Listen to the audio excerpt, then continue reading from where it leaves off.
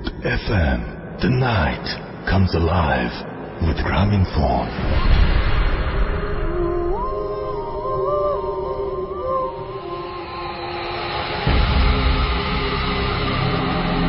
শুনছেন সবসময় রেডিও ফুর্তি 8.2 FM। আমি রাসেল আছির সাথে, আমার সাথে রয়েছে মাসুম ভাই এবং আজকের অতিথিরা আপনাদের সবাইকে স্বাগত জানাচ্ছি ভূত এফএমে এবং আশা করছি যে আপনারা সবাই ভালো আছেন, ভালো ছিলেন এবং ভালোই থাকবেন। আর সবসময় ভূত এফএমের সঙ্গেই থাকবেন। The night comes alive with Grameenphone. আমরা ভূত এফএমের আরো একটি নতুন এপিসোড শুরু করতে যাচ্ছি আজকে এবং এই এপিসোডটি যখন শুরু করছি তখন ঢাকায় মোটামুটি আমি ওয়েদারের সাথে ভূত এফএমের একটা সম্পর্ক আছে বলেই প্রতিদিন এটা মনে করিয়ে দিই যে ঢাকায় আজকে মোটামুটি ঠান্ডা তেমন নাই বললেই চলে, বাট ঢাকার বাইরে ডেফিনেটলি ঠান্ডা আছে এবং শীতের রাতে ভূত এফএম জমজমাট হবে সেটাই আশা করব। তো আমি শুরুতে জানিয়ে দিই যে কিভাবে আমাদের সাথে যোগাযোগ করতে হবে। তার আগে জানাই যে চলছে ভাষার মাস ফেব্রুয়ারি এবং এই ভাষার মাসে ভাষা শহীদদের ভূত এফএমের পক্ষ থেকে, রেডিও ফুর্তির পক্ষ থেকে বিনম্র শ্রদ্ধা জানাচ্ছি। শ্রদ্ধা ভরে স্মরণ করছি সালাম, বরকত, রফিক, জাব্বার সহ আরো অসংখ্য তাজা প্রাণ যারা মায়ের ভাষার জন্য প্রাণ দিয়েছিলেন, যারা একেবারে অকুত ভয় বা যারা একেবারেই সেদিন চিন্তা করেননি যে কি হবে, ভাষার জন্য একদম ভাষার দাবিতে স্বাধিকারের জন্য যারা সশস্ত্র সেই পুলিশের সামনে দাঁড়িয়ে বলেছিলেন যে বাংলা ভাষা হবে রাষ্ট্রভাষা। তো এটা অনেক সাহসের ব্যাপার। তো আমরা আজকে আমরাও ঠিক একইভাবে যেন নিজের জায়গা থেকে একটি হলেও দেশের জন্য ভালো কাজ করি।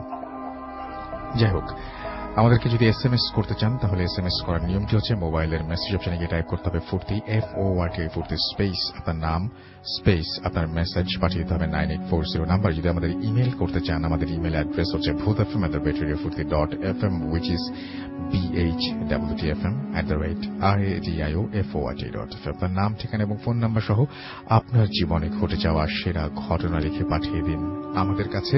আপনারা অলরেডি জানেন, তারপরে আরো একবার জানিয়ে দিচ্ছি যে আমাদের যে ফেসবুক, আমাদের যে আগামী এপিসোডটি আছে, এপিসোডটিকে ডিফারেন্ট করার চেষ্টা করছি আমরা। ম্যাক্সিমাম সেখানে ইমেইল থাকবে, কিছু অডিও ক্লিপ থাকবে। সো আপনারা চাইলে পাঠাতে পারেন আগামী সপ্তাহ জুড়ে এবং তারপরে যারা স্টুডিওতে আসতে চান তারাও আপনাদের ইমেইলগুলো পাঠাতে পারেন। আমরা স্টুডিওতে আপনাদের খুব আনতে চাই, আসলে এটা আমাদের সবচেয়ে ফার্স্ট প্রায়োরিটি। আর আমাদের ফেসবুক পেজে আপনি ভিজিট করতে পারেন। আপনারা দেখেছেন যে আমরা রেগুলার সেটা চেক করি এবং যারা আমাকে ইনবক্স করেন তারা নিশ্চয়ই সেটা টের পান। এবং আমাদের ফেসবুকে চলে আসতে হলে যেটা করতে হবে, চলে আসতে হবে www.facebook.com/bhutfm.russell অথবা www.facebook.com/radio.furti। এছাড়াও আপনি আমাদের আরজে রাসেল টুইটারে আপনি ফলো করতে পারেন। তো আমার নামের স্পেলিংটা হচ্ছে RUSSELL। তো এই হচ্ছে সব নিয়ম কানুন বললাম। এখন আমরা ঘটনায় যাব। আমাদের প্রথম যে ঘটনাটিতে আমরা যাব সেটি আমাদের একজন নতুন অতিথি আজকে প্রথমবারের মতো রেডিও ফুর্তিতে এসেছেন এবং তিনি এসেছেন সাভার থেকে। যখন আমরা ঢাকায় অনেকে পাই না, তখন তিনি সাভার থেকে এসেছেন আমাদের ঘটনা শোনাতে। And thank you very much, thanks for coming. And আমরা এখন আপনার ঘটনা শুনতে চাই। সবার আগে আপনার নামটা প্লিজ একটু বলবেন, তারপর আপনার ঘটনায় যাবো আমরা। ধন্যবাদ রাসেল ভাই। আমি সাভার থেকে এসেছি। আমার নাম শামীম হোসেন সোহান। আমি একটা প্রাইভেট কোম্পানি সিম্ফনিতে জব করতেছি। তো আমি Savar zone sales executive officer হিসেবে জব করতেছি সাভারে। ওকে। তো আমার যেটা ঘটনা ভাইয়া, এটা ঘটছিল 2010 সালের পহেলা বৈশাখের কিছুদিন আগে। ঠিক আছে, পয়লা বৈশাখের সময়। সেই সময় এটা আমার নানু বাড়িতে ঘটেছে। এটা বাগেরহাট জেলার ফকিরহাট থানার একটা ঘটনা, আটটাকি গ্রামে। বাকিটা আমি আর বললাম না। তো সেই দিন কি ঘটছে, আমি সরাসরি ঘটনা যাই। Thank you. তো সেদিন যে ঘটছে যে গ্রামে কি হয় যে মেলা হয়, বৈশাখী মেলা। বৈশাখী মেলা হওয়ার সময় ওই গ্রামের স্থানীয়রাই ওই মেলায় স্টল দেয়, বিভিন্ন ধরনের বিভিন্ন জিনিসের স্টল দেয়। তো আমি যখন নানু বাড়ি যেতাম তো রাত্রেবেলা মানে চলার জন্য, ঠিক আছে, রাত্রেবেলা চলার জন্য আমাকে কি বলে যে হয় পারিবারিক লোক কেউ অথবা আশেপাশের প্রতিবেশীদের মধ্যে কেউ মানে রাত্রেবেলা যাতে আমি ঘুরে টুরে ঠিক মতো বাসায় পৌঁছাতে পারি সেই কারণে আমার সাথে কিন্তু থাকতো। কিন্তু সেই সময়টা হয়েছে কি সবাই ওই মেলায় ব্যস্ত থাকার কারণে সেদিন আর কেউ ছিল না। আচ্ছা, আমি আমাদের থেকে জাস্ট গ্রামের বাড়িতে গেছি, সবার সাথে একটু বসতে হয়, একটু কথাবার্তা বলে, যে একজনের দোকান আছে মামা, তার দোকানে বসে কথাবার্তা বলে আমি বাড়ির পথে। বাড়ি কি অনেক রাত হয়ে গেছে, তো রাত প্রায় 11:30টার মতো, আর গ্রামের রাত তো বুঝিনি রাসেল ভাই কিরকম। তো আমি বাড়ির পথে রয়েছি। তো আমাদের বাড়িতে যাওয়ার কথাটা আমি বলতেছি যে কিভাবে যেতে হয়, যে মেইন রোড থেকে একটা ইটের সলিং পড়বে। আচ্ছা, ইটের সলিং থেকে বাম দিকে গেলে আবার পাকার রাস্তা, কিন্তু দুই পাশে হলো বাগান, ইভেন কি মানে কিছু কিছু দূরে আপনার বাড়ি ঘর আছে। তারপর আমাদের বাড়ির এরিয়া শুরু হয়, আমার আত্মীয় স্বজনের বাড়ি আছে। তো আমি ওই মেইন রোড দিয়ে চলে আসছি। তো ততক্ষণ সবকিছু নর্মাল, ঠিক আছে, সবকিছু নর্মাল ছিল। ইভেন কি বলে যে আমার কাছে সেই বলতে খুব হবে, আমার কাছে 4 টাকা ছিল, আর গ্রামে একটা চানাচুর পাওয়া যায় খুব মজার, আমি এটা খাই। তো আমি 2 প্যাকেট 2 টাকা দামের চানাচুর, মধুবন চানাচুর, এটা আমি কিনে নিলাম। মানে আমি খেতে খেতে তারপর বাসে যাবো, আর জ্যোৎস্না রাত ছিল এবং রাস্তাটা দেখা যাচ্ছিল। আচ্ছা, তো ওইখানে আমাদের ওই রাস্তাতে গ্রামের মানুষ সচরাচর বলে থাকে যে ওই রাস্তা দিয়ে মানে 2টা জিনিস, একটা হলো 2টা সাপের যাওয়া আসা আছে ওইখানে রাত্রেবেলা, আর হলো এই যে ভয়টা, আচ্ছা, প্যারানর্মাল ভয়টা। তো আমার কাছে টর্চ ছিল না, ঠিক আছে, আমি চানাচুর খেতে খেতে চাঁদের আলোতে দেখে দেখে দেখে দেখে যাচ্ছি। তো যেতে যেতে ওখানে কোনো মানে 3টা জিনিস পড়ে যে রাস্তায় যেতে, 3 রাস্তার মোড় সহ একটা কালভার্ট পড়ে, 3 রাস্তা, এবং তার কিছু দূর গেলেই তা আপনার একটা পুরানো ব্রিটিশ আমলের পুকুরে, যেটা আমাদের নানু বাড়ি, আমাদেরই পুকুর পড়ে, এবং তারপরে পুকুরের সাথে একটা আমাদের পারিবারিক কবরস্থান, আমার নানুদের কবরস্থানের অপোজিট সাইডে বিশাল একটা বাঁশ বাগান আছে, যেখান থেকে মানুষ আসলে অ্যাকচুয়ালি ভয় পায়। তো এটা অনেক আগে থেকেই শুনে আসতেছি, ছোটবেলা থেকেই। আচ্ছা, তো আমি ওইভাবে পথ ধরে হেঁটে যাচ্ছি, বাসায় যাচ্ছি। তো যখনই আমি ওই 3 রাস্তার মোড়ের কালভার্টের কাছে আসছি, তখন ওই খুলনার ভাষা তো আর ঢাকার ভাষা তো একরকম হবে না, ডেফিনেটলি না। তো আমাকে ওইখানে ওই রকম রাত্রেবেলায় 12টার দিকে আমাকে রাত্রেবেলায় ঠিক ঢাকার ভাষায় আমাকে একজন মানে পেছন থেকে ডাকতেছে, ওই কই যাস। আমি না দাঁড়াই গেছি। তো এখানে কাজল নামে একটা মামা ছিল, প্রতিবেশী, তো উনি সবসময় আমাকে পৌঁছায় দিত। আচ্ছা, তো আমি কতক্ষণ দাঁড়াই, কিন্তু ওনারা তো মেলায় ব্যস্ত, আমি এটা জানি, তার স্টল নিয়ে তাদের ব্যস্ত, তার স্টল করতেছে। তো আমি কতক্ষণ দাঁড়ানোর পর আমি বললাম, কে কাজল মামা? তখন কোনো অ্যান্সার আসতেছে না। তো এরপরে যাচ্ছি, যখন আমি পুকুরের কাছাকাছি, এবং একটা কনস্ট্রাকশনের বাড়ি বানাচ্ছিল একজন, ঠিক আছে, রাস্তার অপোজিট সাইডে, মানে পুকুরের অপোজিট সাইডে। তো পুকুরের কাছে যখন আসছি, তখন সেম আরো ভরা কণ্ঠ যে ওই কই যাস, এটা বললে তখন আমি একটু ভয় পেয়ে দাঁড়ায় যাই। 2 ধরনের ভয় পাই। 2 ধরনের ভয় পাই কি, মানে আমার মামারা তো এখানে রাজনীতি করে, তো এই রাজনীতি করার কারণে অনেক শত্রুপক্ষ থাকে, তাদের হামলা হইতে পারে।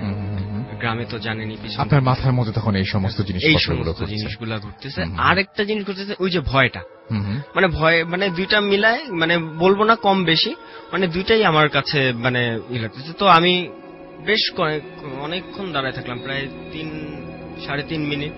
আচ্ছা, 3.5 মিনিট দাঁড়ায়, চুপচাপ দাঁড়ায় থেকে একটু মানে কয়েক কদম হাঁটলে ওই যে কবরস্থানটা আর ওই বাঁশবাগানের মাঝখানে। এবং আমি একটা জিনিস বলতে ভুলে গেছি, যে আমাদের যে কবরস্থানটা আছে, কবরস্থানের অপোজিটে যে বাঁশবাগানটা, ওইখান থেকে ব্রিজের মতো করে একটা মানে বাঁশ গেছে, যেটা কবরস্থান কিছু।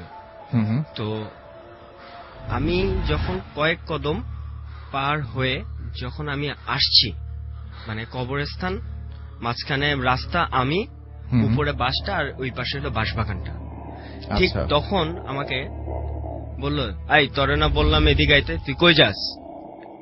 এইভাবে বললে তখন এই কথাটা কিভাবে আসছে, না পিছন থেকে, না পাশ থেকে, না সামনে থেকে, না ডান সাইড থেকে, মানে চারিদিক থেকে আসলো কথাটা, আওয়াজটা চারিদিক থেকে আসলো। আর কেন যেন আমার মানে চোখটা মানে উপরে চলে গেল। ঠিক তখনই আমি দেখি কি যে ওই বাঁশের নিচে আমি দাঁড়ানো, প্রায় 12-13 ফিট উপরে বাঁশের নিচে দাঁড়ানো, আর ওই যে হাত এবং পা, হাঁটু আর হাঁটু হাত ধরে যেভাবে মানে কেউ বসে থাকে, একদম মানে বডি মিলায়, তো ওই আর ফেসটা একেবারে সমান, ফেসটা একেবারে সমান, মানে মনে হবে কি ওইখান থেকে কিছু বের হয়ে আসবে না।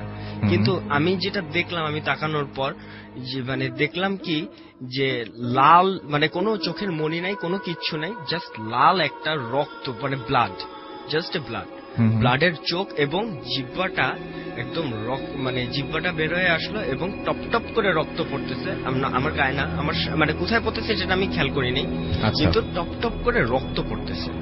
রক্ত পড়া থাকলে সেটা দেখে মানে আসলে আমি লাইফ ফার্স্ট টাইম এরকম জিনিস দেখলাম। তো মানে ওই সময় আমি হামাগুড়ি দিয়ে আসছিল মনে হয়, হামাগুড়ি দিয়ে না, এইভাবে বসে আছে, জাস্ট মানে হাত দুটো বাঁকা করে এইভাবে বসে আছে, মানে মনে হচ্ছে কি আমার দিকে মানে আমার দিকে তাকানো সমানটা। আর ওইখান আমি যখন তাকালাম তখন ওই কালো, মানে ওই কালো থেকে চোখ দুইটা লাল হয়ে গেল, আর এই জিহ্বাটা বের হয়ে আসলো।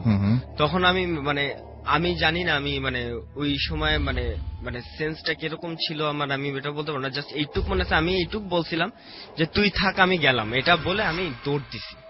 দৌড় দেওয়ার পর আমাদের মানে ওই কেয়ারটেকার ছিল, আমাদের বাড়িতে দেখাশোনা করতো উনি, আমরা না থাকলে। তো ওই আমি যখনই দৌড়ায় উঠানে ঢুকছি, তখন আমি কেয়ারটেকার দেখে একটা চিৎকার করে মানে সেন্সলেস হয়ে যায়, ন্যাচারালি সেন্সলেস হয়ে যায়। এবং পরের দিন ঘুম থেকে সকালে যখন উঠি তখন দেখি আমার গায়ে অনেক জ্বর, অনেক জ্বর ছিল। জ্বর থাকার পর এবং সবার সাথে শেয়ার করলাম বিষয়টা, মানে এই কি হয়েছে, এই ঘটনা হয়েছে, এরকম আমি দেখে ভয় পাইছি। তো সবাই বললো যে হ্যাঁ কিছুদিন ধরে আবারও ভয় পাচ্ছে, মানে আগে ভয় পাইতো, কিছুদিন ধরে আবারও ভয় পাচ্ছে। এই গেল সিনেমাটা, সবই নর্মাল। তো তার ঠিক কিছুদিন পর আমি রাত্রেবেলা ওই জানলার পাশে বসে গায়ে হেডফোনে গান শুনতে। ওইখানেই?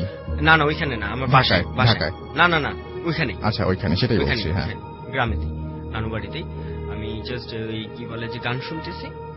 তো এটার ঘটনা হলো ছোটবেলায় যখন আমি যে বলছিলাম যে আমি ঢাকায় ছিলাম, তো ওই হাজারীবাগে, তো ওখানে আমার এক দাদি ছিল, উনি মারা গেছে 2002 সালে, আর এই ঘটনাটা বলছি আমি 2010 সালের।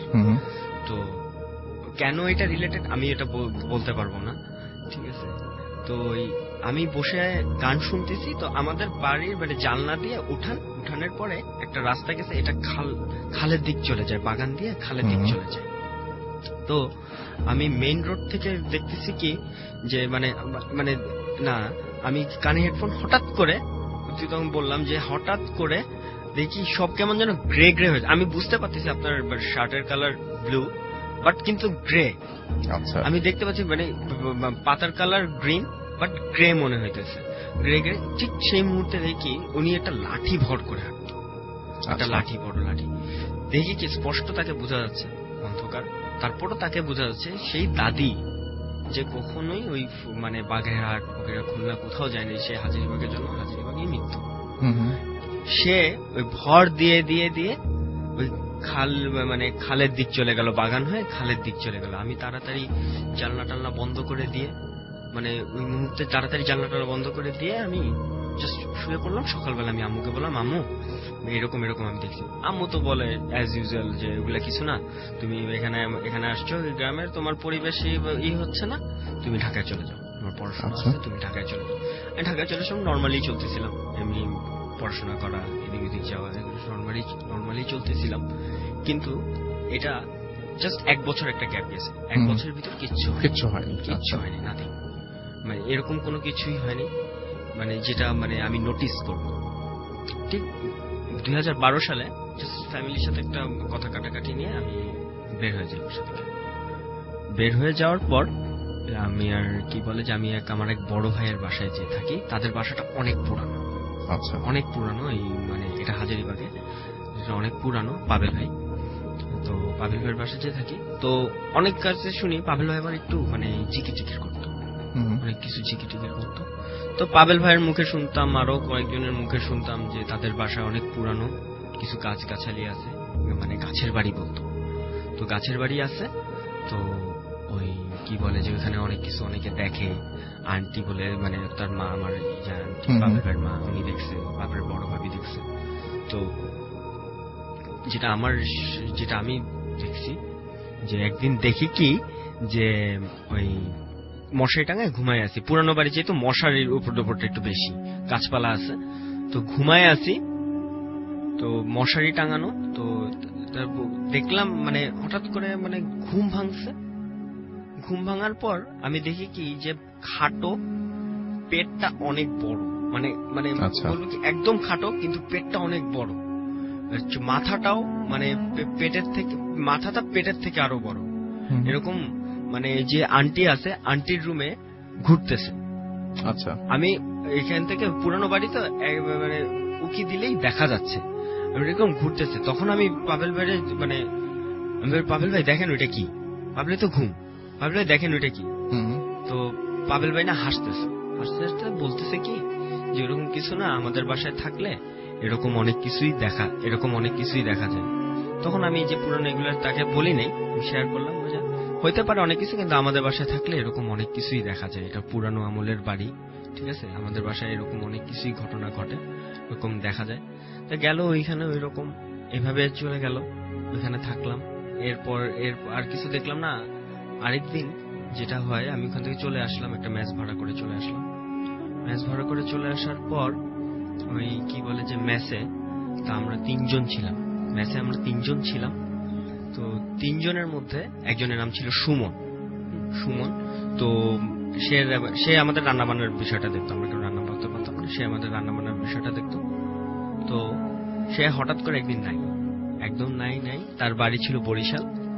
তো ওই বরিশালে আমরা এই কন্ট্যাক্ট করলাম যে আচ্ছা হঠাৎ করে সুমন বাজারে গেছে, কেন নাই, মানে বেশ কয়েকদিন পর, 4-5 দিন পর। তখন আমরা বললাম যে সুমন তো 2 বছর আগে মারাই গেছে।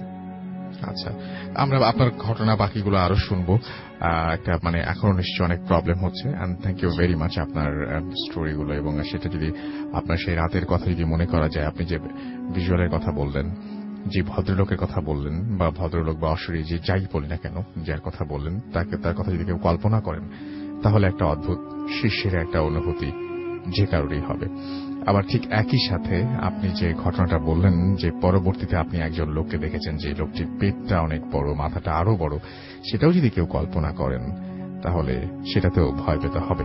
আমি এখন একটা ঘটনা আপনাদের শোনাতে চাই, যে ঘটনাটি আমাদের একজন পাঠিয়েছিলেন, তিনি আজকে আসতে পারেননি। তো আমরা খুব চেয়েছিলাম যে তিনি আসেন, কিন্তু তার চাকরির কারণেই তিনি এখানে উপস্থিত হতে পারেননি, জানিয়ে দিয়েছেন।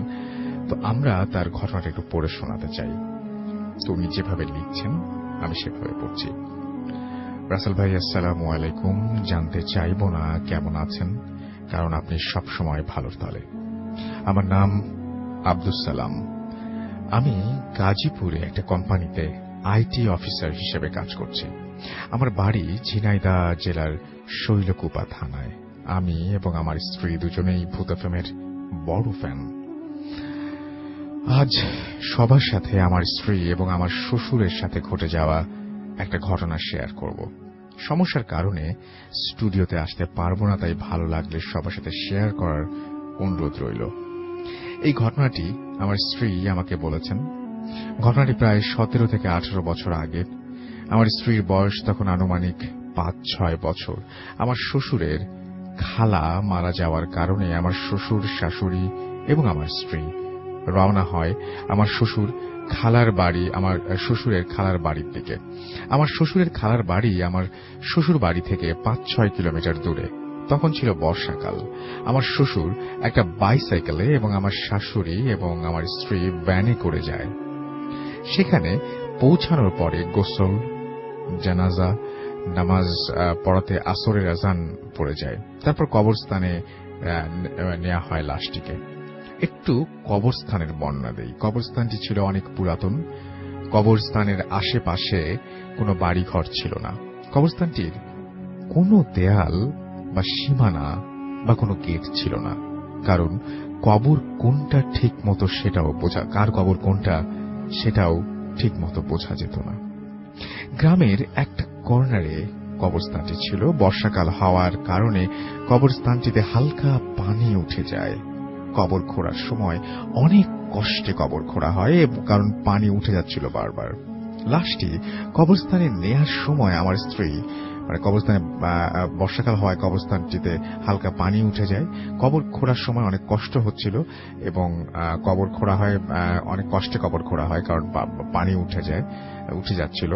লাশটি কবরস্থানে নেয়ার সময় আমার স্ত্রী জেদ ধরে সেও কবরস্থানে যাবে। সবাই তাকে অনেক নিষেধ করার পরেও সে কবরস্থানে যাবেই। পরে কান্নাকাটি শুরু করলে আমার শ্বশুরের এক খালাতো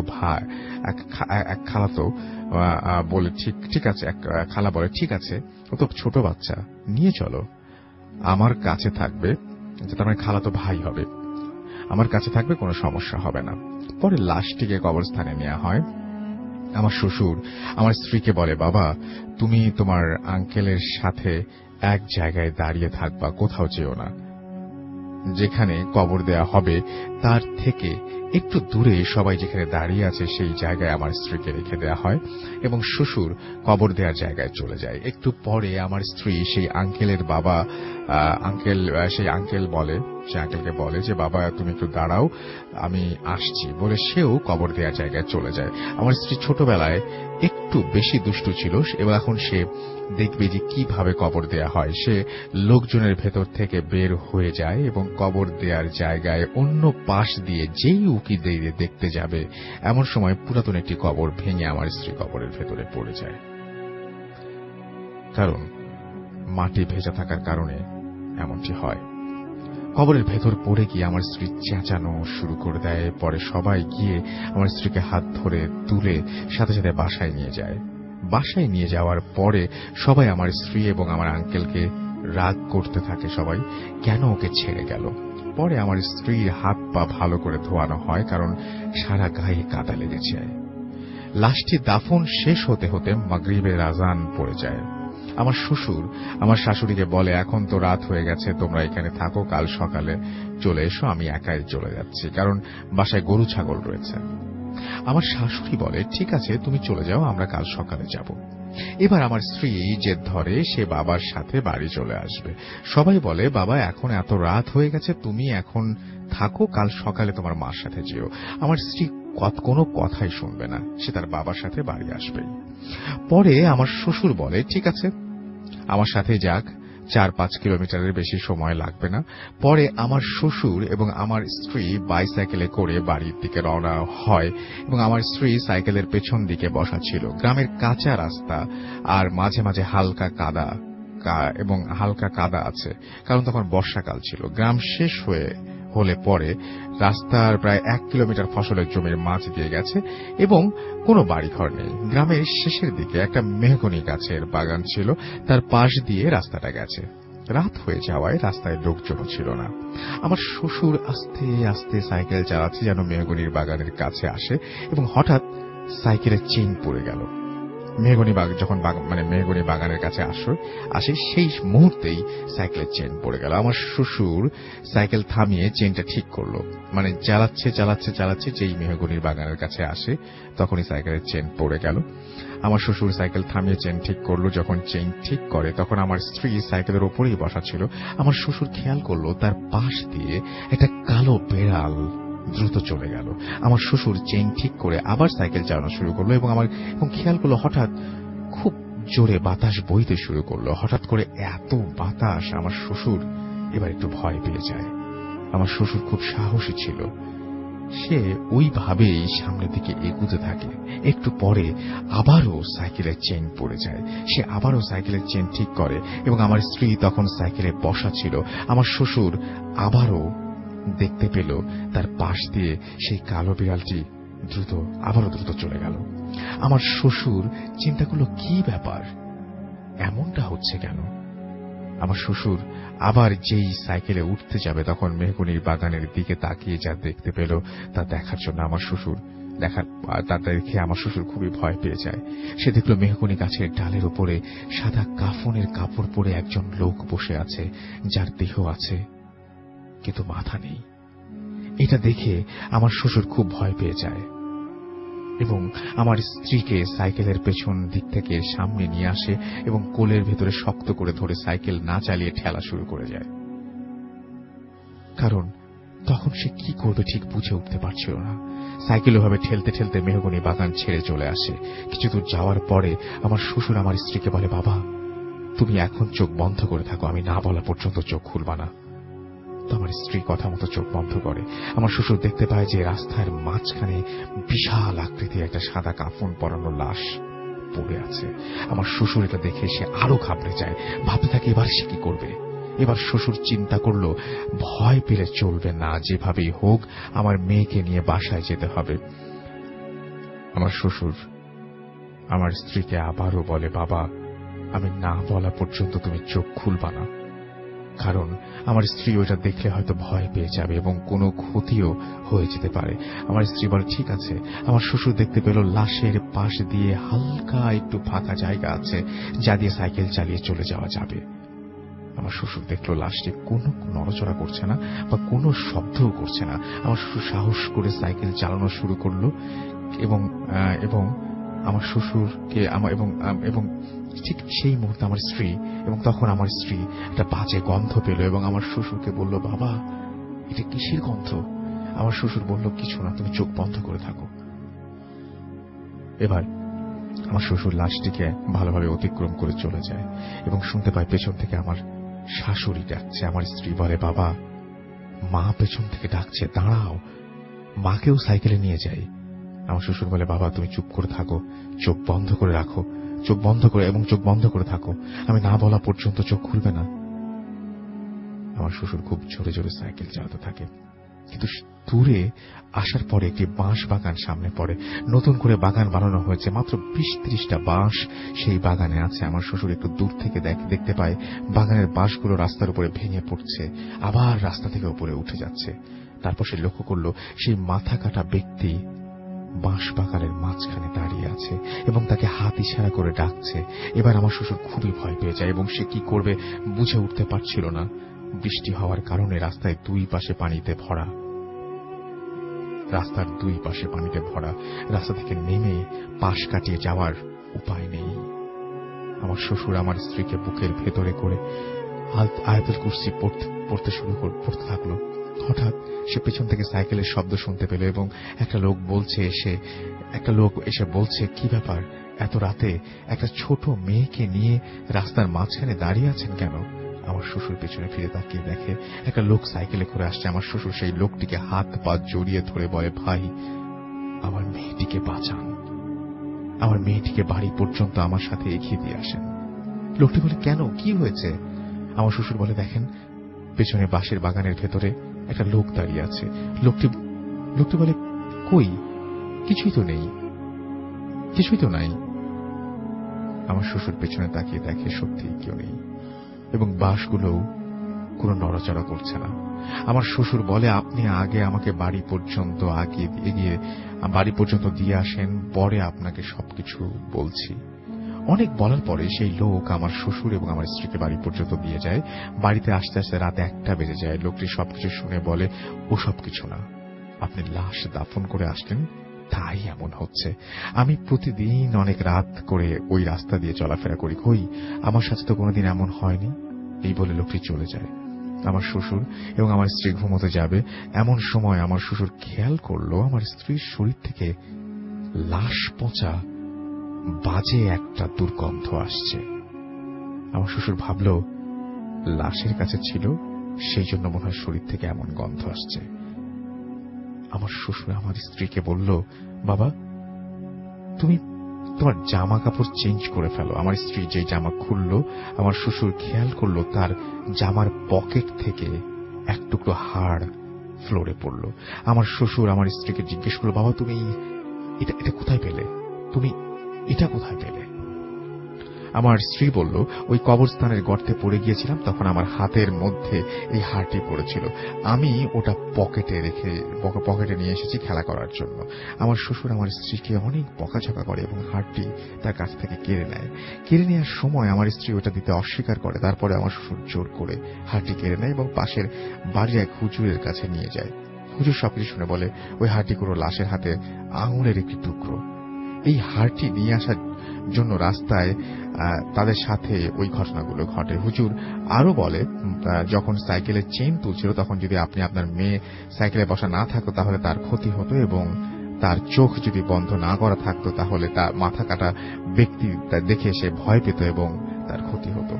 হুজুর আমার স্ত্রীকে পানি পড়া দেয় এবং হারটি নিজের কাছে রেখে দেয়। হুজুর আরো বলেন, আমার স্ত্রীকে যেন তার খালার বাড়ি আর বেশি না নেওয়া হয় এবং গেলেও যেন রাত্রে কোথাও বের না হয়। তার পরের দিন রাত্রে আমার শ্বশুর স্বপ্নে দেখেন সেই মাথা কাটা ব্যক্তিটি আমার শ্বশুরের খালার কবরের পাশের কবরের ওপরে দাঁড়িয়ে আছে এবং যেই কবরের ভেতরে আমার স্ত্রী পড়ে গিয়েছিল। এরপরে কোনো অসুবিধা হয়নি। রাসেল ভাই, এটাই ছিল আমার ঘটনা। আমার স্ত্রীর কাছে আরো ভালো ভালো কিছু ঘটনা আছে, সেগুলো আপনাদের সাথে পরে শেয়ার করব। এটা লিখেছেন আব্দুল সালাম এবং তিনি এই ঘটনাটি পাঠিয়েছেন গাজীপুর থেকে।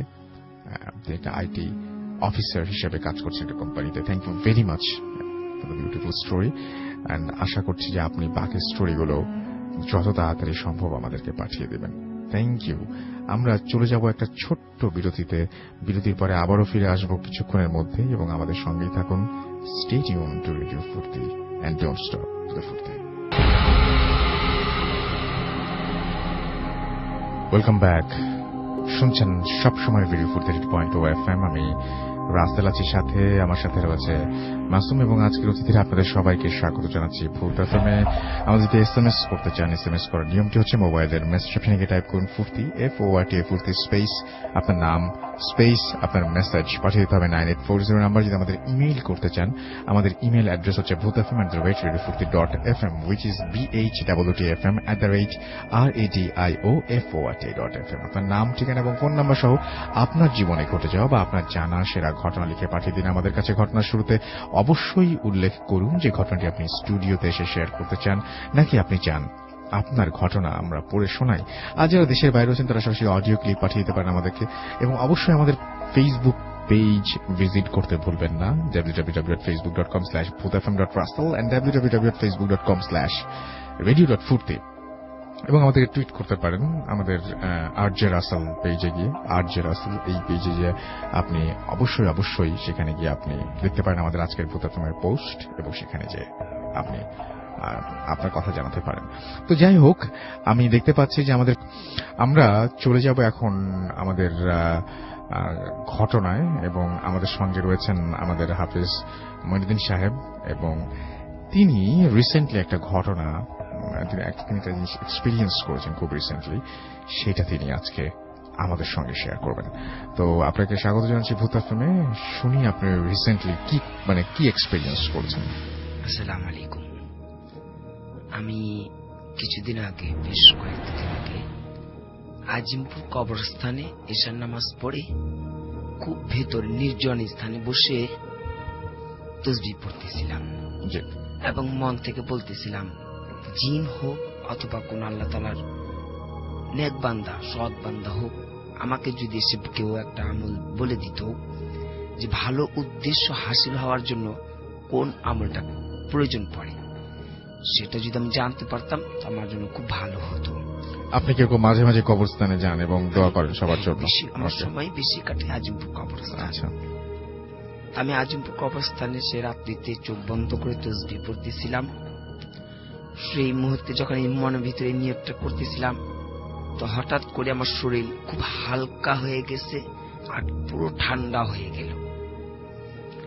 তখন আমি নিজেকে একটু তাজা করলাম, ঝাড়া মারলাম। তখন আমি আমার সামনে দেখি একটা বাক্সের মধ্যে ছোট বাচ্চা, শিশু বাচ্চার একটা লাশ। তখন আমি লোক খোঁজা শুরু করলাম যে লাশটা কে রেখে গেল এখানে, কাউকে তো দেখতেছি না, লোক কোথায়। তখন ভাবলাম হয়তো কবর যিনি খোদাই করে ওনাকে হয়তো ডাকতে গেছে, এটা রেখে গেছে। আমি সেখান থেকে উঠে দাঁড়ালাম, দাঁড়িয়ে সামনে হাঁটা শুরু করলাম। যখন সামনে বেশ দূরে খানিক চলে গেছি, ওই সময়তে সে বাক্সটা পড়ে গেল। আমি আবার মনে আঘাত নিলাম যে লাশটা পড়ে গেল, বাচ্চা, ছোট্ট একটা শিশু বাচ্চা লাশ কিভাবে পড়লো। সেটা তুলতে গেছি, যখন তুলবো সেই মুহূর্তে আমার সামনে একজন বৃদ্ধ লোক আসে। বৃদ্ধ লোক এসে তার বাম হাত আমার পিঠে উপরে রাখে, আর এক হাত দিয়ে সে ইশারা করে তুলতে না বলতেছে। আচ্ছা, উনি মুখ দিয়ে কিছু বলেননি, মুখে কিছু না বলে উনি হাত দিয়ে ইশারা করে দিতেছে যে তুলবা না। আমি না তুলে দাঁড়িয়ে তার সাথে মুসাফা করলাম, সালাম দিলাম। উনি সালাম উত্তর নিয়ে উনি নিষেধ করলেন যেটা তুলবা না। তখন সে ওই মুহূর্তে আমার মনের কথাটা যেটা আমি মানত করে বলছিলাম, উনি আমাকে সেই শিখিয়ে দিতেছেন কি করতে হবে। মানুষের মনে ভালো মনের মাকসুদ উদ্দেশ্য করতে হলে কি কি করতে হবে, বিসমিল্লাহির রহমানির সেটা আমরা যাব না, আমরা বলছি কিছু করতে হবে, সেটা আপনাকে শিখিয়ে দিল। এরপরে আমি যখন বললাম এটাকে তুলবো, উনি না বললেন। ওনার সাথে আমার বেশ কিছুক্ষণ কথা হয়। কথা হওয়ার পর উনি সামনের দিকে এগিয়ে যায়। বেশ কিছু যাওয়ার পরে উনি আর দেখা হয় না। পরবর্তীতে আমি যখন আবার বসলাম, উনি কে ছিলেন আমার কাছে এসে যে আমার কথাটা উনি বলে দিলেন, তখন আমি এতটুকুই জানতে পারছি উনি জিন ছিলেন। আচ্ছা। আর ওই বাচ্চাটা যেটা লাশ ছিল, ওই বিষয় আমাকে অবগত করা হইল যে প্রথমে যে লাশটা আমাকে দেখানো হইলো, আমার ধ্যান যেন ছুটে যায়, আমি যেন সে আমলটা করতে না পারি, ভয় পাই, এই জন্য আমাকে ওই জিনিসটা দেখানো হয়েছে। ওটা লাশ ছিল না। ওকে, তা বাচ্চারা ছিল একটা ঝুড়ির মধ্যে, বাক্স, কাঠের বাক্সের মধ্যে, এটা লাশ ছিল। আমার ধ্যান, কিরকম বয়স হবে বাচ্চাটার? ভয় থাকে, ছোট্ট, একেবারে ছোট্ট, নবজাতক শিশুর মতো। তো আপনারা নিশ্চয়ই এটা দেখতে পারেন, আপনারা নিশ্চয়ই ভাবতে পাচ্ছেন। আমরা আমাদের পরবর্তী অতিথির কাছে যাব, কিন্তু আপনারা নিশ্চয়ই ভাবতে পাচ্ছেন যে সেই দৃশ্যটা কেমন হতে পারে। সেই দৃশ্যটা আপনারা যদি কল্পনা করেন তাহলে কেমন লাগে আমাকে একটু জানাতে পারেন চাইলে। এবং আপনারা যেটা করবেন সেটা হচ্ছে আমাকে অবশ্যই SMS করে হোক আর এখানে ফেসবুকে হোক আপনারা জানাবেন। ভূত FM আমাদেরকে লিখেছেন, দেখতে পাচ্ছি জয় আহমেদ ভাই, আমি আছি, থ্যাংক ইউ ভেরি মাচ আমাদের সঙ্গে থাকার জন্য। তাসনিম আহমেদ লিখেছেন যে মাগুরা থেকে তাসনিম, ইমরান এবং আনুষ্কার সাথে আছেন। এবং আমাদের ভূত FM করার সঙ্গে সঙ্গে আমি সবসময় মনে হয় যে আমি ইদানিং বেশ কয়েকটা উইক ধরে আমার মনে হচ্ছে, এটা শুনলে অনেকে হাসতে পারেন, বাট দিস ইজ ট্রু, মানে এটা আমার একদম আমি ফিল করি, আই ক্যান ফিল ইট, যে আমার মনে হয় যে আমার স্টুডিওর জাস্ট পাশেই কেউ একজন দাঁড়িয়ে আছেন। এবং আমার কয়েকদিন ধরে এটা খুব ফিল করি আমি, যে আমি জাস্ট মনে হয় যে তাকালে কিছু দেখা যায় না, বাট আমি ফিল করি, এরকম একটা ফিলিং হয় আমার যে someone is listening to me, এবং সে দাঁড়িয়ে আছেন ঠিক আমার দরজার জাস্ট ওই পাশে। যাই হোক, আমাদের সঙ্গে আমরা প্রথম অতিথিকে চাপা যাচ্ছি। আপনি বলছেন রিসেন্ট একটা ঘটনা আপনার সাথে ঘটেছে মনে হয় না, সেই ঘটনাটা আমরা একটু শুনে ফেলি। থ্যাংক ইউ রাসেল ভাই। সোহান এগেইন। রিসেন্ট যে ঘটনাটা, এটা কিছুদিন আগে আমার বাসাটা হলো জাস্ট এলাকার নামটা বলি, যে আমিন বাজারের পর বলিয়াপুর নামে একটা জায়গা আছে, যেটা ঢাকা এবং সাভারের মাঝখানে পড়ে, আর একটু গ্রাম্য এলাকাটা একটু গ্রাম্য এরিয়া, বাট আধুনিক। আচ্ছা, ওকে। তো এখান থেকে আশেপাশে গ্রাম্য পরিবেশ যেহেতু, তো রাত্রেবেলা সেদিন আমি সরাসরি ঘটনায় আছি। তো রাত্রেবেলা ঘুমাই তো পড়ছি, অনেক কিছুর অফিসের টেনশন আছে, অনেক কিছু স্ট্রেস আছে, তো এগুলা নিয়ে টেনশনে ঘুমায় পড়ছি। তো আমার ওয়াইফও ঘুম, আমিও ঘুম, কিন্তু হঠাৎ করে আমার ঘুমটা না ভেঙে গেল, কিন্তু চোখ খুলে নেই। ঘুমটা মনে হচ্ছে কি আমার ঘুমটা ভেঙে গেছে, আমি ঘুমের মতো মনে করছি ঘুমটা ভেঙে গেছে, কিন্তু চোখ খুলে নাই, কিন্তু মনে হচ্ছে কি কেউ যেন আমাকে দেখতেছে, কেউ যেন আমাকে দেখতেছে। মনে হচ্ছে এরকম হইতে পারে যে আমার ওয়াইফ উঠে আমি দেখতেছে, অথবা জ্বর আসছে কিনা, যদি উঠি ওটা এরকম হইল। জাস্ট আমি চোখটা খুললাম, খালি দেখলাম যে হোয়াইট দেখে, ব্ল্যাক দেখে, এরকম সেই বডি দেখে, শেপ দেখে। আমি দেখলাম একদম টোটালি পার্পল কালারের আলখাল্লা পড়া একটা শেপ। জাস্ট আমি চোখটা খুললাম এবং 2-3 সেকেন্ডের মধ্যে শেপটা চলে গেল। পার্পল শেড, পার্পল, একদম পার্পল কালার। আচ্ছা মানে পার্পল কালার মনে হচ্ছে কি ধোয়া, আচ্ছা আচ্ছা আচ্ছা মানুষের ধোয়া, আলখাল্লা পড়া, ঠিক আছে। তো পা বোঝা যাচ্ছে না, মাথা বোঝা যাচ্ছে না, মানে এগুলো আসলে ইন্ডিভিজুয়ালি বলা যাবে না যে বোঝা যাচ্ছে কি বোঝা, কিন্তু মনে হচ্ছে যে ধোয়া ধোয়া একটা ব্যাপার, ধোয়া একটা ব্যাপার। জাস্ট চলে গেল।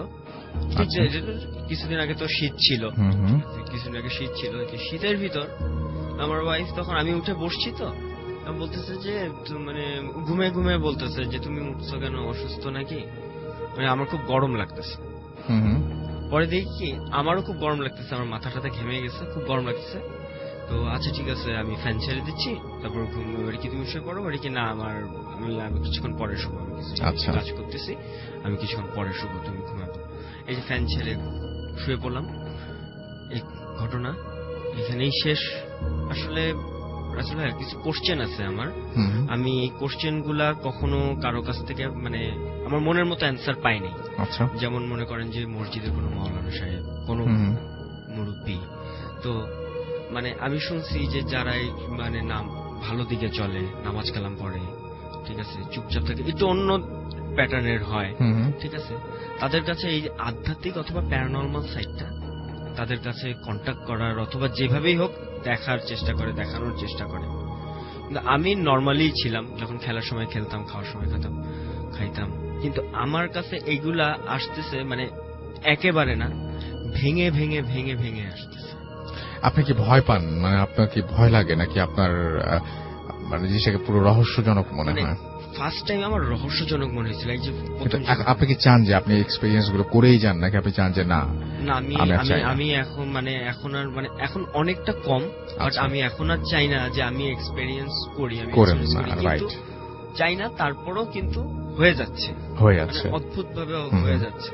ওকে, থ্যাংক ইউ ভেরি মাচ আপনার ঘটনার জন্য আপনাকে অনেক ধন্যবাদ। আপনারা যারা এসএমএস করছেন আমাদেরকে এসএমএস করুন, মোবাইলের মেসেজ অপশনে গিয়ে টাইপ করুন ফুর্তি FORTI স্পেস আপনার নাম স্পেস আপনার মেসেজ পাঠিয়ে দিন 9840 নাম্বারে।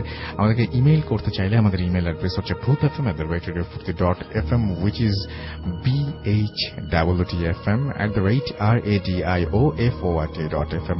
আপনার নাম, ঠিকানা এবং ফোন নাম্বার সহ আপনার জীবনে ঘটে যাওয়া বা আপনার জানা সেরা ঘটনা লিখে পাঠিয়ে দিন আমাদের কাছে। ঘটনার শুরুতে অবশ্যই উল্লেখ করুন যে ঘটনাটি আপনি স্টুডিওতে এসে শেয়ার করতে চান, নাকি আপনি চান আপনার ঘটনা আমরা পড়ে শোনাই। জাহিদ।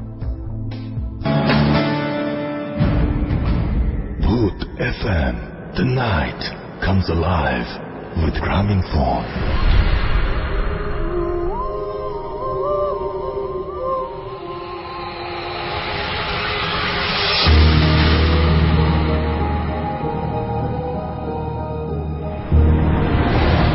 হ্যালো রাসেল ভাই, আমি সোহান, আমি কাউরান বাজারে থাকি, আর আমি একটা প্রাইভেট কোম্পানিতে জব করি। আমার দেশের বাড়ি বগুড়াতে। আমি এখন অডিয়েন্সকে যে ঘটনা শেয়ার করতে যাচ্ছি, এটা আমার দেশের বাড়ি বগুড়াতে ঘটা একটা ঘটনা। তো এটা 2012 সালের শীতকালের একটা ঘটনা। আমার বাবা চিটাগংয়ে জব করতেন, তো উনি জব চেঞ্জ করার কারণে উনি একবারে শিফট হন চিটাগং থেকে বগুড়াতে। তো ওনার আসতে সেদিন ট্রেনে আসছিলেন, উনি ট্রেনে আসতে একটু দেরি হয়ে যায়। তো উনি জানাই দেন ওনার আসতে রাত 3টা বাজতে পারে স্টেশনে। তার কাছে তার সাথে অনেক জিনিসপত্র ছিল, এই জন্যই আমরা মানে আম্মু আমাকে বলে যে তোর বাবা যখন আসবে ওনাকে একটু নিতে যাস, জিনিসপত্র গুলো আছে, হেল্প হবে আর কি। তো ঠিক আছে, রীতিমতো আমি ঘুমাই পড়ি। রাত 3টার দিকে বাবা আমার মাকে ফোন দিয়ে বলে যে আমি ট্রেন স্টেশনে চলে আসছি, তুমি সোহানকে একটু পাঠাই দাও। তো ভালো কথা, মা আমাকে ডেকে বলে, এবং মা টেনশনও করতেছিল আমি রাতে কিভাবে একা যাব, কারণ আমাদের ওই এরিয়াটা একটু খারাপ বলতে ওখানে ছিনতাই, চুরি, ডাকাতি এই জিনিসগুলো একটু বেশি, তো এই জন্য টেনশন করতেছিল। তারপরও বাবা আসছে, আমার বিবেক আমাকে বলছিল যে বাবাকে নিতে যেতেই হবে যেভাবেই হোক, কারণ উনি অনেক কষ্ট করে আসছে, অনেক জার্নি করে আসছে। তো ভালো কথা, তো আমি ছিনতাইকারীদের হাত থেকে বাঁচার জন্য আমি যেটা করলাম সেটা হচ্ছে আমি আমার মোবাইল, মানি ব্যাগটা ব্যাগটা বাসাতে রেখে আমি বের হলাম। আর অবভিয়াসলি রাত 3টা বাজে, তখন আমি রিক্সা, সিএনজি বা অন্য কিছু পাবো না। তো আমি রওনা দিচ্ছি, আমি হাঁটতেছি। রাসেল ভাই, পরিবেশটা এত থমথমে ছিল বলার মতো না। আমি 3টা জিনিসের ভয় পাচ্ছিলাম। 1, সুপার ন্যাচারাল কিছু হুট করে যদি সামনে ঘটে যায়। 2, ছিনতাইকারীর ভয়। 3, পুলিশই কোনো ঝামেলা। কারণ এত রাতে একটা ইয়াং ছেলেকে পুলিশ দেখলে বিভিন্ন রকম জিনিস জিজ্ঞাসাবাদ করতে পারে বা অনেক রকম প্রবলেম হতে পারে। তো যাই হোক, আল্লাহর নাম নিয়ে আমি রওনা দিছি। আমি যাচ্ছি যাতে একটা গোরস্থান পার হতে হয়, তো কবরস্থান পার হতে হয়। তো আমি এইটার পাশ দিয়ে যখন যাচ্ছি তখনও আমার অনেক ভয় লাগছে, কারণ আমি শুনছি এই কবরস্থানে অনেকে নাকি অনেক কিছু দেখছে। যাই হোক, আল্লাহর নাম দোয়া কালমা পড়তে পড়তে আমি যাচ্ছি। তো আমি কবরস্থানে কিছু দেখতে পারিনি। কিছু দূর যাওয়ার পর সবুজবাগ নামে একটা জায়গা আছে। তো এই জায়গাটাতে আমি দেখি রাস্তার উপর কেউ একজন দাঁড়ায় আছে। শীতের রাত, কুয়াশা, দাঁড়ায় আছে। তো আমি প্রথমে ভয় পেয়ে যাই যে এটা কোনো ছিনতাইকারী বা কিছু কিনা। তারপরও আল্লাহর নাম নিয়ে আগেতে থাকি, কারণ আমার কাছে তো কিছু নাই। আগে যাওয়ার পর দেখতে পারি উনি একজন খাকি ড্রেস পরা গার্ডের লেবাসে একজন লোক দাঁড়ায় আছে, এবং তার মুখটা মাফলার দিয়ে একদম এমন ভাবে ঢাকা যে আমি তার চোখ পর্যন্ত দেখতে পাচ্ছিলাম না। যাই হোক, তারপরে তার পোশাক আশাক দেখে আমি বুঝতে পারলাম এটা guard.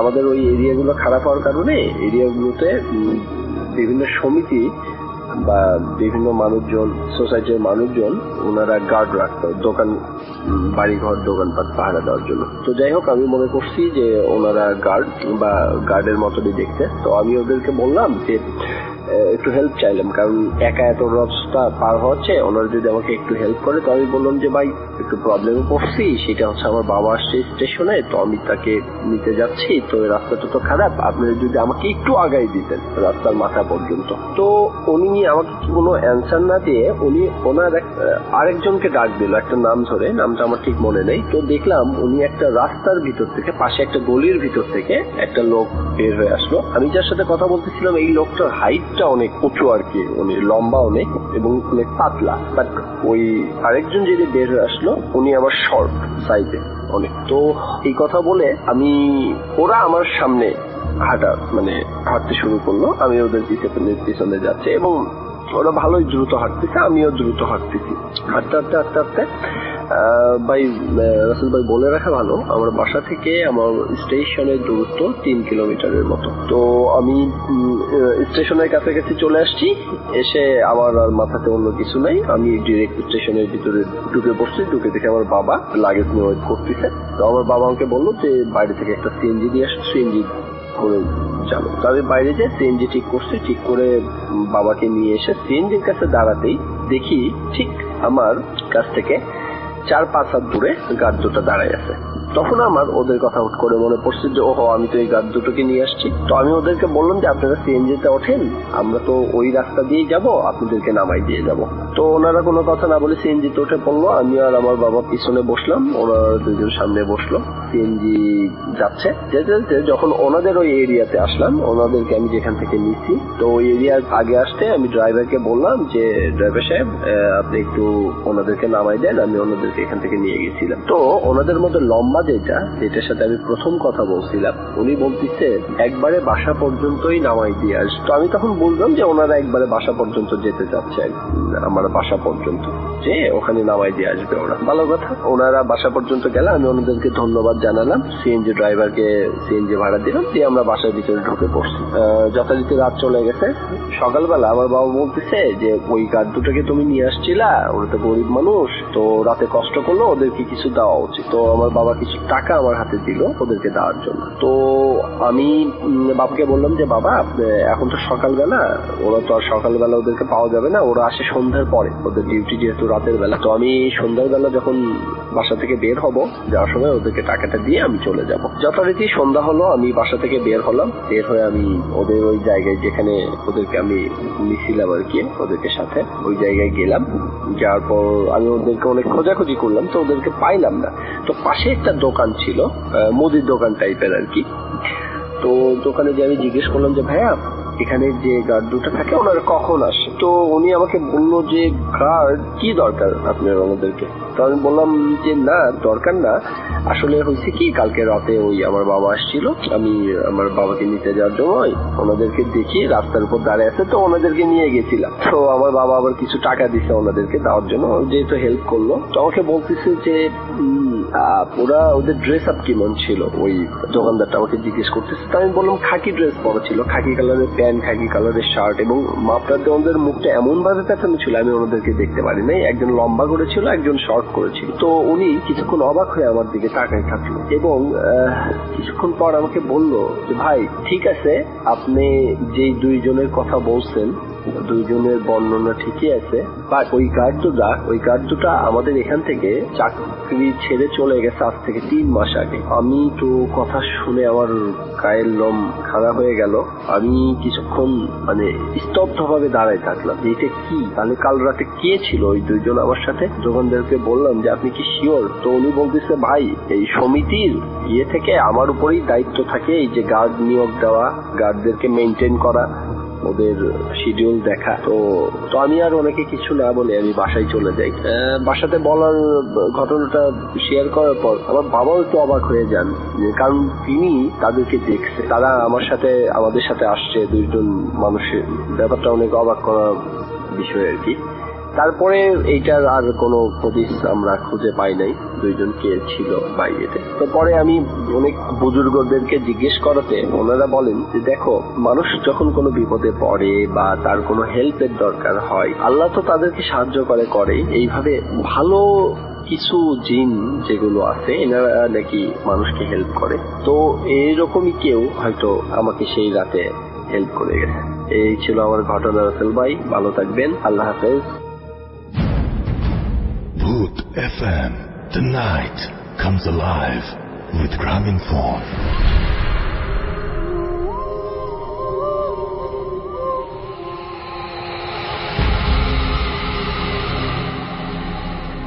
Yes, the night comes alive with Graminphone. শুনছেন সবসময় রেডিও 48.0 FM। আমি রাসেল আছি সাথে, এবং পৃথিবীর যেখান থেকে আপনি ভূত এফএম শুনুন না কেন, আপনি যেন অনেক ভালো থাকেন সেই প্রার্থনা করি, এবং আমাদের জন্য সবাই দোয়া করবেন। আমরা তো একটু আগে জিজ্ঞেস করলাম আমাদের মাইদিন ভাইকে, তো উনি বললেন যে নাকি হালকা ঝামেলা আছে। সেই প্রসঙ্গে না যাই, কারণ সেই প্রসঙ্গে গেলে আমাদের নিজেদের কথা আমরা নিজেরা বলতে চাই না। তো আমরা পরবর্তী ঘটনায় যাব, এবং আমাদের এখানে আছেন আরো একজন অতিথি। আপনার নামটা প্লিজ একটু বলবেন, তারপর আপনার ঘটনায় যাব আমরা। জি, আসসালামু আলাইকুম রাসেল ভাই। আমি ইকবাল হাসান সোহাগ বলছিলাম। জি, আপনার ঘটনায় চলে আমরা। জি, আমি সরাসরি বলছি। জি, এটা হচ্ছে সিরাজগঞ্জের একটা ঘটনা। জি জি, এই ঘটনাটাই হচ্ছে কি যে আমার একটা বন্ধু আর বড় ভাই, বন্ধুর নাম হচ্ছে ফাহিম আর বড় ভাইয়ের নাম হচ্ছে ফাহাদ। আচ্ছা। তো ঘটনাটা ঘটে হচ্ছে বড় ভাইয়ের সাথে, ফাহাদ ভাইয়ের সাথে। তো আমার বন্ধুটা হচ্ছে কি যে আমার সাথে পড়াশোনা করতো রাজশাহীতে, আর আমার ওই যে ফাহিমের বড় ভাই যে ফাহাদ ভাইয়া, উনি ঢাকায় পড়াশোনা করতো। তো কোন একটা সময় আমরা হচ্ছে কি যে ফাহাদ ভাইয়ের সাথে মিট করি, তখন ফাহাদ ভাই আমাকে এই ঘটনাটা বলে, যেভাবে বলেন। তো আমি সরাসরি ঘটনায় চলে যাচ্ছি। ফাহাদ ভাইয়া ছুটিতে, কোন একটা ভ্যাকেশনের ছুটিতে হচ্ছে আসেন সিরাজগঞ্জ, ওদের গ্রামের বাড়িতে আসেন। গ্রামের বাড়ির ডিসক্রিপশন আমি একটু দিয়ে দিই যে ওনাদের বাড়ি থেকে প্রায় 500 মিটার, হাফ কিলোমিটার দূরে একটা বাজার আছে। আমি গ্রামের নামটাও বলছি না বা বাজারের নামটাও বলছি না। সেটা হচ্ছে কি যে, তো এই যে হাফ কিলোমিটার রাস্তা, এই রাস্তার মাঝখানে একটু জঙ্গল পড়ে, জঙ্গল, বাঁশের ঝাড়, এগুলো সবগুলাই থাকে। তো উনি কোন একটা ভ্যাকেশনে ঢাকা থেকে ছুটিতে হচ্ছে কি যে গ্রামের বাড়িতে চলে যাওয়ার পরে তিনি গ্রামের বন্ধু বান্ধবের সাথে গল্প করার পরে অনেক রাত পর্যন্ত অনেক কিছু খাওয়া দাওয়া করেন, যেটা হচ্ছে ভাজাপুর, যেটা করে বাজারে যেটা হয় সচরাচর। এটা করার পরে তিনি খাওয়া দাওয়া করে বন্ধু বান্ধবের সাথে গল্প গুজব করার পরে প্রায় 11টা বেজে যায় রাত্রি। তখন সবাই যার যার বাড়িতে চলে যায়। ঠিক একইভাবে ফাহাদ ভাইয়াও চলে আসে। আস্তে আস্তে ওই রাস্তা দিয়ে আসার সময় তিনি গ্রামের ওই রাস্তা পরিচিত, ওই রাস্তাতে কিছু হয় না, এটা উনি জানেন। এইভাবে উনি কখনো এত রাত্রে আসেননি। তো সেই দিনকে রাত্রে তিনি চলে আসছেন। আসার পরে ঠিক রাস্তার মাঝখানে যখন চলে আসলেন, মানে দুইটা দূরত্বে যখন মাঝখানে তিনি ওই বাসঝাড়ের কাছে, তখন ওই বাসঝাড়ের কাছে খুব জোরে সরসর শব্দ শুরু হয়। যদি কখনো জোরে বাতাস বয় যে শব্দটা হয় বাসঝাড়ে, এরকম শব্দ শুরু হয়। আর হচ্ছে কি যে উনি ওনার গায়ে একটা অনুভব করেন যে একটা উষ্ণ বাতাস ওনার গায়ে লেগে চলে যায়। তিনি এটা কিছু মনে করেন না। তিনি সচরাচর রাত্রেবেলায় চলে আসেন। চলে আসার পরে হাত মুখ ধুয়ে ওনার মা ওনাকে বলেন কি যে ভাত খেয়ে যান। তখন উনি বলছেন যে না আমি খাবো না, ভাল লাগছে না। মানে ওনার শরীরটা তখন থেকেই একটু অন্যরকম হওয়া শুরু হয়। আচ্ছা। সে রাত্রে উনি ঘুমিয়ে যান। ঘুমানোর পরে সে রাত্রে তার অনেক জ্বর চলে আসে, হঠাৎ করে অনেক জ্বর চলে আসে। ঘুমের মাঝখানে তিনি গভীর রাত্রে সে ঘুম ভেঙে যায়। ঘুমের মাঝখানে সে দেখে কি যে তার বিছানার চারপাশে 7টা ছায়া দাঁড়িয়ে আছে। 7টা ছায়া? 7টা ছায়া দাঁড়িয়ে আছে। সে মনে করে কি যে আমি হয়তো বা ঘুমের মধ্যে আছি, আমি এটা ভুল করছি হয়তো। তো 7টা ছায়া যেহেতু দাঁড়িয়ে আছে, তখন হচ্ছে কি যে তিনি কি করলেন, আবার ঘুমিয়ে গেলেন। বাট পরের দিন ঠিক একই সময়ে আবার তার ঘুম ভেঙে যায়, কিন্তু পরের দিন সে একেবারে সুস্থ, তার কোনো জ্বর থাকে না, একেবারে সুস্থ মানুষ, কোনো জ্বর নাই। কিন্তু এই যে আগের দিন রাত্রে যেভাবে ঘুম ভেঙে গিয়েছিল, পরের দিন রাত্রেও ঘুম ভেঙে গিয়েছে এবং তিনি স্পষ্ট দেখতে পাচ্ছেন ওই 7টা ছায়া তার বিছানার চারপাশ দিয়ে দাঁড়িয়ে আছে। এবার তিনি মানে ঘরের মধ্যে জিরো লাইট জ্বলছিল, এই জন্য কি যে তিনি এই ছায়াগুলো দেখতে পাচ্ছিলেন। এবার তিনি উঠে বসেছে। উঠে বসার পরে যেটা হয় সেটা হচ্ছে উনার ঘরের একটা দেয়াল, উনার ঘরের এক পাশের দেয়াল একটু ফাঁকা ছিল। ওই ফাঁকা দেয়ালে ওই 7টা ছায়া যে একটা জায়গায় দাঁড়িয়ে যায়। কিন্তু কি যে তখন সে বেড সুইচ থেকে তার ঘরের লাইটটা জ্বালালে তিনি দেখতে পান যে 7টা ছায়া একই মাপে একই পজিশনে 7টা ছায়া দাঁড়িয়ে আছে। সবচেয়ে আশ্চর্যের বিষয়টা হচ্ছে যে সেই 7টা ছায়া পড়ে আছে মেঝেতে। সেই 7টা ছায়া পড়ে আছে মেঝেতে। আচ্ছা। এটা দেখে সে অনেক অসম্ভব ভয় পেয়ে যায়। ভয় পেয়ে যাওয়ার পরে সে ওখানেই সেন্সলেস হয়ে যায়। আচ্ছা। সেন্সলেস হওয়ার পরে খুব জোরে চিৎকার করে সেন্সলেস হয়ে যায়। তখন তার বাবা মা আসেন। আসার পরে তাকে পরের দিন থেকে তার খুব জ্বর চলে আসে, মানে ছাড়ে আসে এভাবে জ্বর আসে। আর যখন জ্বর আসে তখন অনেক বেশি জ্বর আসে। এভাবে তিনি যখন ডাক্তারের কাছে গেলেন, তার ব্লাড টেস্ট করা হলো, ব্লাডে কোনো কিছুই ধরা পড়েনি। ডাক্তার বলছে আপনি একেবারে নর্মাল, কোনো সমস্যা নেই। এরপরে বাড়ির কর্তাদের কথা শুনে একজন হুজুরের কাছে নিয়ে গেলেন। হুজুরের কাছে নিয়ে যে জিনিসটা হলো সেটা হচ্ছে কি যে ফাহাদ ভাইয়া ওনার বাবা মাকে নিয়ে হুজুরের কাছে গেলেন। হুজুর যে ঘরে থাকতেন, এই ঘরে ঢোকার সময় হুজুর দরজা খোলার সাথে সাথে হুজুর বলছেন যে ওই 7 জনকে বাইরে রেখে আসো। আচ্ছা। মানে সবচেয়ে আশ্চর্য বিষয়, এখানে হুজুরকে কেউ কিন্তু কিছুই বলেনি, বাট হুজুর বলছে যে ওই 7 জনকে বাইরে রেখে আসো। তখন ফাহাদ ভাইয়া একটু আশ্চর্য হয়ে যায়, যে আমার সাথে তো কেউ নেই। তখন বলছে আচ্ছা ঠিক আছে, তোমার সাথে কেউ নেই, কিন্তু আমি দোয়া পড়ছি, তারপর তুমি ঘরের মধ্যে ঢুকো। তারপরে উনি ঝাড়ফুঁক কিছু দিলেন। তারপরে ফাহাদ ভাইয়া ভিতরে ঢুকলেন। ভিতরে ঢুকার পরে ফাহাদ ভাইয়াকে একটা তাবিজ দিলেন। বললেন যে তুমি এটা তোমার ডান হাতে বেঁধে রাখবা। আর উনি বললেন যে কোনো একটা সময় যে তোমাদের বাড়িটা ওই যে বলে যে বাড়িটা বেঁধে দিবে। তো এভাবে আজও ফাহাদ ভাইয়ার হাতে আমি ওই তাবিজটা দেখেছি। আর কি যে ওনাদের বাড়িটা বাঁধা আছে। এরপর থেকে ফাহাদ ভাইয়ের সাথে আর কিছু হয়নি।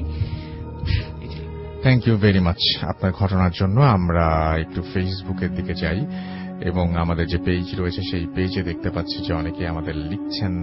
ফুয়াদ ইসলাম আমাদের সাথে আছেন জামালপুর থেকে। তিনি লিখছেন যে অনেক ভয় পাচ্ছি, 7টা ছায়া একটা দেয়ালে এবং 7টা ছায়া মেঝেতে এসে পড়েছে।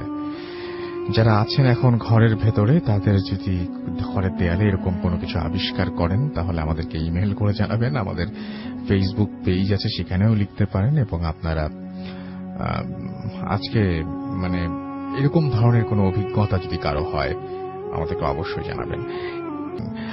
আর আমাদের সঙ্গে যদি এসএমএস আমাদেরকে যদি পাঠাতে চান তাহলে চলে আসুন, পাঠিয়ে দিন আমাদেরকে এসএমএস। মোবাইলের মেসেজ অপশনে গিয়ে টাইপ করুন ফুর্তি, FORT ফুর্তি স্পেস আপনার নাম স্পেস আপনার মেসেজ পাঠিয়ে দিন 9840 নম্বরে। অনেক অনেক ঘটনা চাই কিন্তু আমরা, চলছে ভাষার মাস, চাচ্ছি আপনাদের কাছ থেকে এমন কিছু ঘটনা যে ঘটনাগুলো শুনলেই আসলেই রক্ত হিম হয়ে যায়, এবং যে ঘটনাগুলো আপনারা লিখে পাঠাবেন আমরা সেই ঘটনাগুলো পড়ে শোনাবো, অথবা অডিও ক্লিপ করে পাঠাবেন, অথবা স্টুডিওতে আসলে তো আমাদের সবসময় আমরা সেটাতে রাজি। আমরা এখন চলে যাবো আবার হাফেজ মঈনুদ্দিন ভাইয়ের কাছে তার সেকেন্ড স্টোরি শোনার জন্য, তারপরে আবারও ফিরে আসবো আপনাদের কাছে। Stay tune. আপনার নামটা তো আমরা বলেই দিলাম, আমরা সরাসরি ঘটনায় চলে যাই। ঠিক আছে। আমি একটা মেয়ে জিন ছাড়াতে গেছিলাম। জি। ফেব্রুয়ারি 2 তারিখে পরীক্ষার আগে দিয়ে ওকে জিনে যে ধরা, তো ও ছিল, তার গায়ের রংটা ছিল কালো বর্ণ। আমি যখন ওর গার্জিয়ান সবাইকে নিয়ে বসে জিনটাকে হাজির করানো হয় ওর শরীর থেকে, তখন তার গায়ের রংটা একেবারে পরিষ্কার হয়ে গেছে, একেবারে হলুদ বর্ণ, যা দেখতে খুব সুন্দর দেখা দিচ্ছিল। আচ্ছা। মেয়েটার গায়ের রং ছিল কালো, কিন্তু যখন তাকে আমি বসে যখন কাজ করতে জিনকে হাজির করালাম, তখন ওর গায়ের রং একেবারে পরিষ্কার। আর ও কিন্তু চোখে কাজল দেয়নি, তখন তার চোখটার মধ্যে পুরো টানা ধরে কাজল ছিল। যখন সেটা হাজির করলাম তখন আমি তাকে জিজ্ঞেস করলাম যে তুমি কোথা থেকে ধরছো বা কেন বা ধরছো, তুমি চলে যাও। ও কথা বলে না, ও শুধু ঘুম গাইতেছিল, কান্না করতেছিল, বুম বুম করে কান্না করতেছিল। তখন আমি ওকে বলছি, দেখো তুমি আজকে চলে যাবা, তুমি এখানে থাকতে পারবো না, কোথা থেকে আসছো বলে দাও, তুমি থাকতে পারবো না, চলে যাও। ও যখন বারবার কথাটা বলতেছে, ও এমন রাগান্বিত হয়েছে যে ও যখন চোখটা খুলছে, চোখ বন্ধ ছিল তো, চোখটা যখন তাকালো আমাদের দিকে, সাথে সাথে কিছুক্ষণের মধ্যেই ঘরের বাতিটা ফিউজ হয়ে গেছে, আপনি বন্ধ হয়ে গেছে। আর ওর চোখ এমন হয়েছে যা ওর তো সবাই ভয় পাইছে, চোখটা ব্যতিক্রম, পুরো একেবারে ব্যতিক্রম, যা সবাই দেখে ভয়।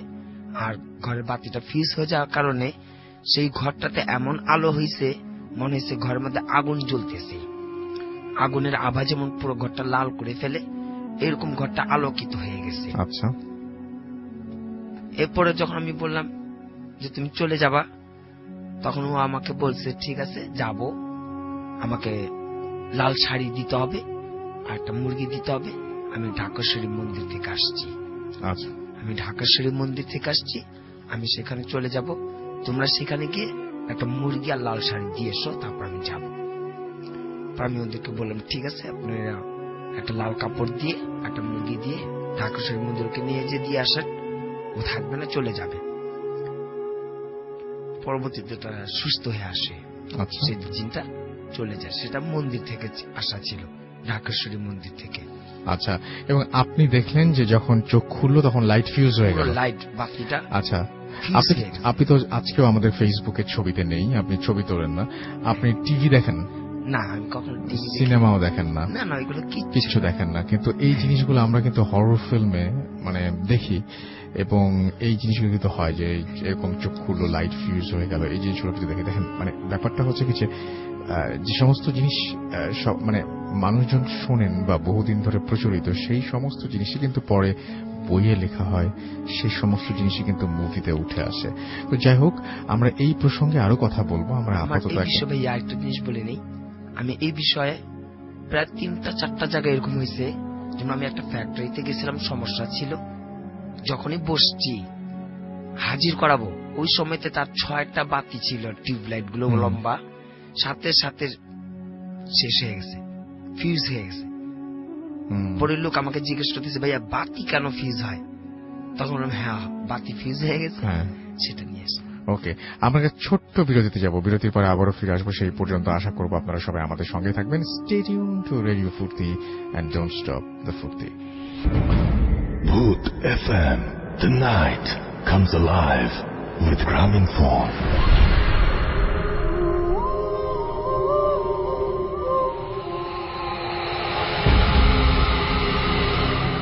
Yes, the night comes alive with Gramophone. And you are listening to Radio 48.0 FM. আমি রাস্তাল আছি সাথে, আমার সাথে রয়েছে মাসুম এবং আজকের অতিথিরা, এবং আপনাদের ভূত এফএমে আরো একবার স্বাগত জানাচ্ছি।